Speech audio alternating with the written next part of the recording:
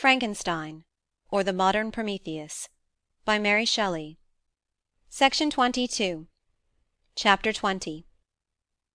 I sat one evening in my laboratory.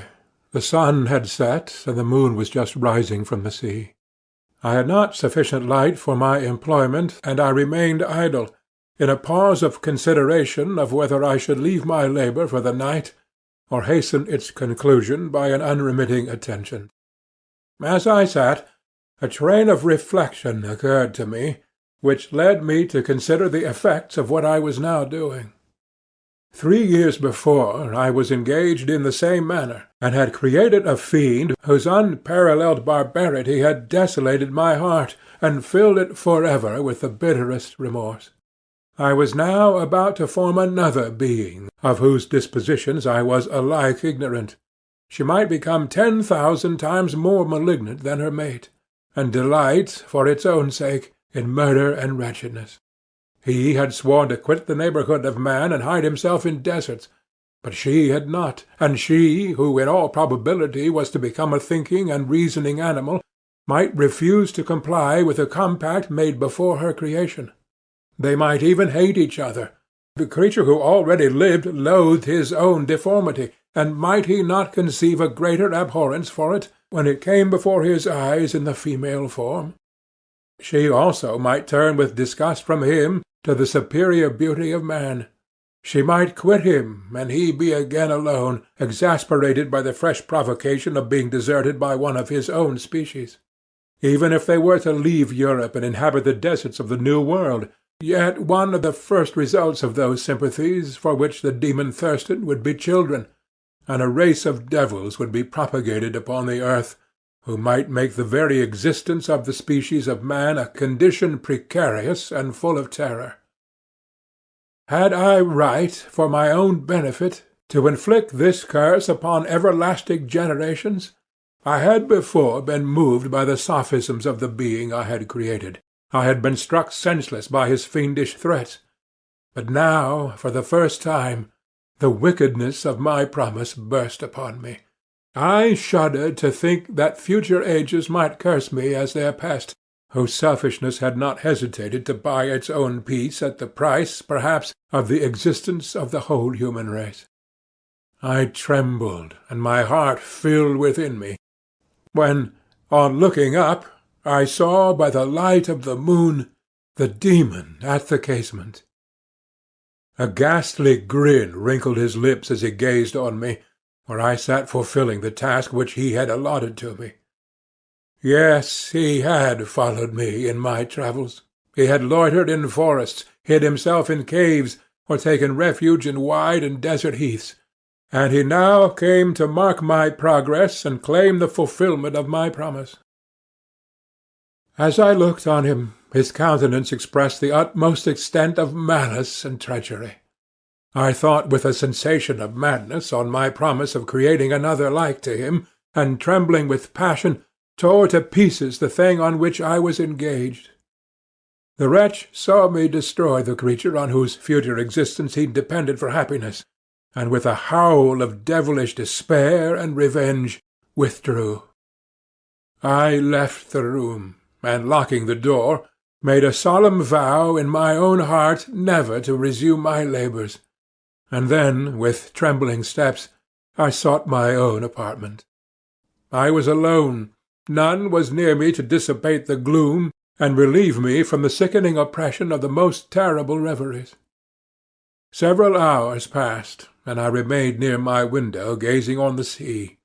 It was almost motionless, for the winds were hushed, and all nature reposed under the eye of the quiet moon. A few fishing vessels alone specked the water, and now and then the gentle breeze wafted the sound of voices as the fishermen called to one another. I felt the silence, although I was hardly conscious of its extreme profundity, until my ear was suddenly arrested by the paddling of oars near the shore, and a person landed close to my house. In a few minutes after, I heard the creaking of my door, as if some one endeavoured to open it softly. I trembled from head to foot. I felt a presentiment of who it was, and wished to rouse one of the peasants who dwelt in a cottage not far from mine, but I was overcome by the sensation of helplessness, so often felt in frightful dreams when you in vain endeavour to fly from an impending danger, and was rooted to the spot. Presently I heard the sound of footsteps along the passage, the door opened, and the wretch whom I dreaded appeared. Shutting the door, he approached me, and said, in a smothered voice, "You have destroyed the work which you began. What is it that you intend? Do you dare to break your promise? I have endured toil and misery. I left Switzerland with you. I crept along the shores of the Rhine, among its willow islands, and over the summits of its hills. I have dwelt many months in the heaths of England, and among the deserts of Scotland. I have endured incalculable fatigue, and cold, and hunger. Do you dare destroy my hopes?" "Begone! I do break my promise. Never will I create another like yourself, equal in deformity and wickedness." "Slave, I before reasoned with you, but you have proved yourself unworthy of my condescension. Remember that I have power. You believe yourself miserable, but I can make you so wretched that the light of day will be hateful to you. You are my creator, but I am your master. Obey!" "The hour of my irresolution is past, and the period of your power is arrived. Your threats cannot move me to do an act of wickedness, but they confirm me in a determination of not creating you a companion in vice. Shall I, in cool blood, set loose upon the earth a demon whose delight is in death and wretchedness? Begone! I am firm, and your words will only exasperate my rage." The monster saw my determination in my face, and gnashed his teeth in the impotence of anger. "Shall each man," cried he, "find a wife for his bosom, and each beast have his mate, and I be alone? I had feelings of affection, and they were requited by detestation and scorn. Man, you may hate, but beware. Your hours will pass in dread and misery, and soon the bolt will fall which must ravish from you your happiness forever. Are you to be happy, while I grovel in the intensity of my wretchedness? You can blast my other passions, but revenge remains. Revenge henceforth dearer than light or food. I may die, but first you, my tyrant and tormentor, shall curse the sun that gazes on your misery. Beware, for I am fearless and therefore powerful. I will watch with the wiliness of a snake, that I may sting with its venom. Man, you shall repent of the injuries you inflict." "Devil, cease, and do not poison the air with these sounds of malice. I have declared my resolution to you, and I am no coward to bend beneath words. Leave me. I am inexorable." "It is well. I go, but remember, I shall be with you on your wedding night." I started forward and exclaimed, "Villain! Before you sign my death warrant, be sure that you are yourself safe." I would have seized him, but he eluded me, and quitted the house with precipitation. In a few moments I saw him in his boat, which shot across the waters with an arrowy swiftness, and was soon lost amidst the waves. All was again silent, but his words rang in my ears. I burned with rage to pursue the murderer of my peace and precipitate him into the ocean. I walked up and down my room hastily and perturbed, while my imagination conjured up 1,000 images to torment and sting me. Why had I not followed him, and closed with him in mortal strife? But I had suffered him to depart, and he had directed his course towards the mainland. I shuddered to think who might be the next victim sacrificed to his insatiate revenge. And then I thought again of his words. I will be with you on your wedding night. That, then, was the period fixed for the fulfilment of my destiny. And that hour I should die, and at once satisfy and extinguish his malice. The prospect did not move me to fear. Yet, when I thought of my beloved Elizabeth, of her tears and endless sorrow, when she should find her lover so barbarously snatched from her, tears, the first I had shed for many months, streamed from my eyes, and I resolved not to fall before my enemy without a bitter struggle. The night passed away, and the sun rose from the ocean. My feelings became calmer, if it may be called calmness, when the violence of rage sinks into the depths of despair. I left the house, the horrid scene of the last night's contention, and walked on the beach of the sea, which I almost regarded as an insuperable barrier between me and my fellow-creatures. Nay, a wish that such should prove the fact stole across me. I desired that I might pass my life on that barren rock, wearily, it is true, but uninterrupted by any sudden shock of misery. If I returned, it was to be sacrificed, or to see those whom I most loved die under the grasp of a demon whom I had myself created. I walked about the isle like a reckless spectre, separated from all it loved, and miserable in the separation. When it became noon, and the sun rose higher, I lay down on the grass, and was overpowered by a deep sleep. I had been awake the whole of the preceding night, my nerves were agitated, and my eyes inflamed by watching and misery. The sleep into which I now sank refreshed me, and when I awoke, I again felt as if I belonged to a race of human beings like myself, and I began to reflect upon what had passed with greater composure.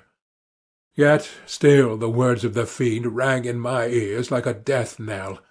They appeared like a dream, yet distinct and oppressive as a reality.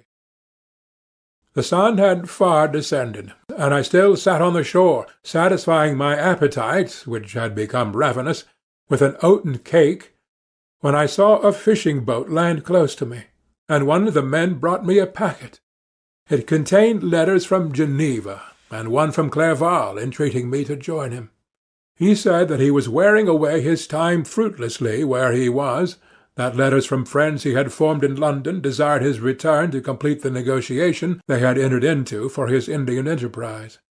He could not any longer delay his departure, but as his journey to London might be followed, even sooner than he now conjectured, by his longer voyage, he entreated me to bestow as much of my society on him as I could spare.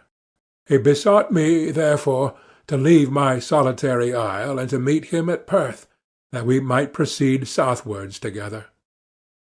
This letter in a degree recalled me to life, and I determined to quit my island at the expiration of 2 days.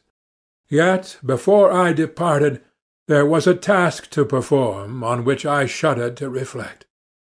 I must pack up my chemical instruments, and for that purpose I must enter the room which had been the scene of my odious work, and I must handle those utensils, the sight of which was sickening to me. The next morning, at daybreak, I summoned sufficient courage and unlocked the door of my laboratory. The remains of the half-finished creature whom I had destroyed lay scattered on the floor, and I almost felt as if I had mangled the living flesh of a human being. I paused to collect myself, and then entered the chamber. With trembling hand I conveyed the instruments out of the room, but I reflected that I ought not to leave the relics of my work to excite the horror and suspicion of the peasants, and I accordingly put them into a basket with a great quantity of stones, and, laying them up, determined to throw them into the sea that very night. And in the meantime I sat upon the beach, employed in cleaning and arranging my chemical apparatus. Nothing could be more complete than the alteration that had taken place in my feelings since the night of the appearance of the demon. I had before regarded my promise with a gloomy despair as a thing that, with whatever consequences, must be fulfilled. But I now felt as if a film had been taken from before my eyes, and that I for the first time saw clearly. The idea of renewing my labours did not for one instant occur to me. The threat that I heard weighed on my thoughts, but I did not reflect that a voluntary act of mine could avert it. I had resolved in my own mind that to create another like the fiend I had first made would be an act of the basest and most atrocious selfishness, and I banished from my mind every thought that could lead to a different conclusion. Between 2 and 3 in the morning the moon rose, and I then, putting my basket aboard a little skiff, sailed out about 4 miles from the shore. The scene was perfectly solitary. A few boats were running towards land, but I sailed away from them. I felt as if I was about the commission of a dreadful crime, and avoided with shuddering anxiety any encounter with my fellow-creatures. At one time the moon, which had before been clear, was suddenly overspread by a thick cloud, and I took advantage of the moment of darkness, and cast my basket into the sea. I listened to the gurgling sound as it sank, and then sailed away from the spot. The sky became clouded, but the air was pure, although chilled by the north-east breeze that was then rising. But it refreshed me, and filled me with such agreeable sensations, that I resolved to prolong my stay on the water, and fixing the rudder in a direct position, stretched myself at the bottom of the boat. Clouds hid the moon, everything was obscure, and I heard only the sound of the boat as its keel cut through the waves. The murmur lulled me, and in a short time I slept soundly. I do not know how long I remained in this situation, but when I awoke I found that the sun had already mounted considerably. The wind was high, and the waves continually threatened the safety of my little skiff. I found that the wind was north-east, and must have driven me far from the coast from which I had embarked. I endeavoured to change my course, but quickly found that if I again made the attempt, the boat would be instantly filled with water. Thus situated, my only resource was to drive before the wind. I confess that I felt a few sensations of terror. I had no compass with me, and was so slenderly acquainted with the geography of this part of the world that the sun was of little benefit to me. I might be driven into the wide Atlantic and feel all the tortures of starvation, or be swallowed up in the immeasurable waters that roared and buffeted around me. I had already been out many hours, and felt the torment of a burning thirst, a prelude to my other sufferings. I looked on the heavens, which were covered by clouds that flew before the wind, only to be replaced by others. I looked upon the sea. It was to be my grave. "Fiend!" I exclaimed, "your task is already fulfilled." I thought of Elizabeth, of my father, and of Clerval, all left behind, on whom the monster might satisfy his sanguinary and merciless passions. This idea plunged me into a reverie so despairing and frightful that even now, when the scene is on the point of closing before me for ever, I shudder to reflect on it. Some hours passed thus, but by degrees, as the sun declined towards the horizon, the wind died away into a gentle breeze, and the sea became free from breakers. But these gave place to a heavy swell. I felt sick and hardly able to hold the rudder, when suddenly I saw a line of high land towards the south. Almost spent, as I was, by fatigue and the dreadful suspense I endured for several hours, this sudden certainty of life rushed like a flood of warm joy to my heart, and tears gushed from my eyes. How mutable are our feelings, and how strange is that clinging love we have of life, even in the excess of misery! I constructed another sail with a part of my dress, and eagerly steered my course towards the land. It had a wild and rocky appearance, but as I approached nearer, I easily perceived the traces of cultivation. I saw vessels near the shore, and found myself suddenly transported back to the neighbourhood of civilized man. I carefully traced the windings of the land, and hailed a steeple which I at length saw issuing from behind a small promontory. As I was in a state of extreme debility, I resolved to sail directly towards the town, as a place where I could most easily procure nourishment. Fortunately, I had money with me. As I turned the promontory, I perceived a small neat town and a good harbour, which I entered, my heart bounding with joy at my unexpected escape.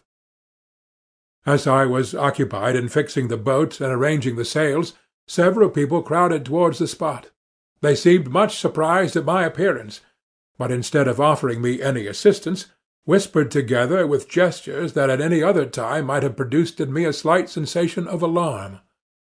As it was, I merely remarked that they spoke English, and I therefore addressed them in that language. "My good friends," said I, "will you be so kind as to tell me the name of this town, and inform me where I am?" "You will know that soon enough," replied a man with a hoarse voice. "Maybe you are come to a place that will not prove much to your taste, but you will not be consulted as to your quarters, I promise you." I was exceedingly surprised on receiving so rude an answer from a stranger, and I was also disconcerted on perceiving the frowning and angry countenances of his companions. "Why do you answer me so roughly?" I replied.